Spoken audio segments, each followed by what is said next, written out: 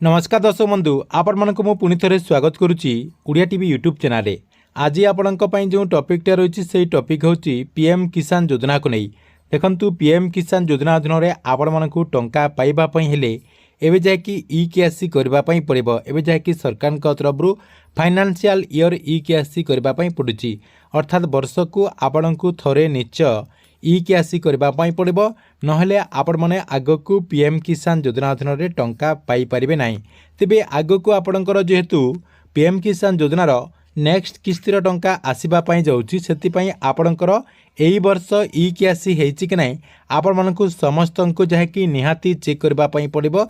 एवं जदि आपणकर ई केआईसी हो नथिबो ताहले आपण मानक यथाशीघ्र ई केआईसी करने पड़ो। तेबे आपणकर यही वर्षर 2026-27 ई केआईसी होती कि नहीं आपण मैंने केमिति चेक करें एवं जदि आपणकर है ना ताहा केमिति ई केआईसी करें आपण मैंने यही वीडियो माध्यम से नहीं पूरा इनफॉरमेशन जानीपारे, जहाँकि आपण को मुझे वीडियो माध्यम से नहीं पूरा अपडेट जनईदेवी।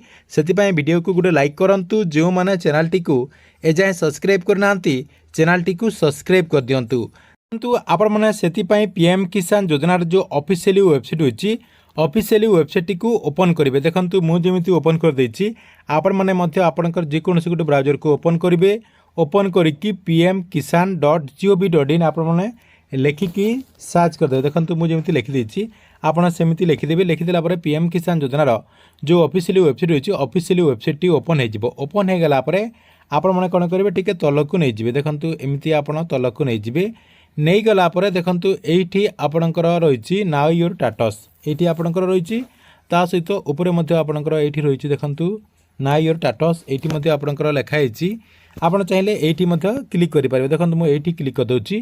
क्लिक कलापर आपण सामने एमती गोटे पेज जैकि ओपन हो ओपन होगला आप कौन करेंगे आपणकर registration number T a box रे फिलअप करदे। एंटर रेजिस्ट्रेशन नंबर लिखाई आपड़ ए बॉक्स रे रेजिस्ट्रेशन नंबर टी देदेला आपणकर देखो ये कैप्चा रही कैप्चा टी ये फिलअप करदे और गेट ओटीपी रे आपण क्लिक करदेला आपणकर रेजिस्ट्रेशन नंबर को गोटे आपणकर ओटीपी आसीजिवो एवं से ओटीपी टी आपण देदेबे। देखो मुझे सब फिलअप करके आपको नेक्स्ट स्टेप देखा दूची।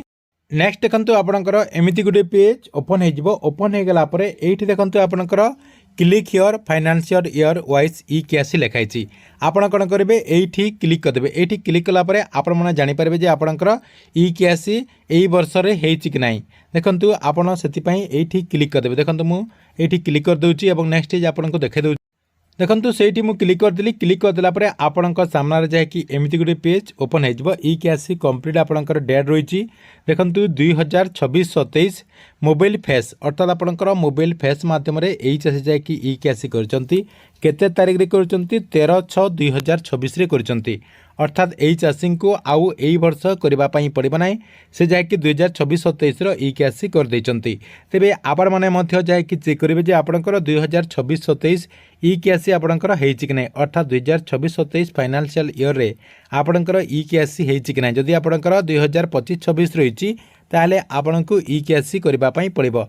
ता सहित ये जो आपणकर ई केआईसी जो मैंने करना जो मान को करने पड़ो तांकर लिस्ट जैकि कृषि अधिकारी पाखक सरकार तरफ पठे दि जाए। देखो से लिस्ट तो आपण मैंने जाकि देखिपारे ना ताहले आपण मैंने यही प्रोसेस रे जाकि यही सब चेक करंतु एवं आपणकर जदि 2026-27 रही ताहले आपण मैंने करेंगे ना एवं 2025-26 रही ताहले आपण मैंने करदेबे। देखो केमिति करें चाहिए आपणकर जो मोबाइल रही मोबाइल एप्लिकेशन माध्यम आपण मैंने करेंगे। पीएम किसान योजनार जो एप्लिकेशन रही से एप्लिकेशन माध्यम आपण मैंने निजे करेंगे और जो मैंने निजे करें आपण पाखर जो सीएससी सेंटर रही कि आपणकर जनसेवा केन्द्र जो रही से जनसेवा केन्द्र को जाकि आपण मैंने ई केआईसी करें।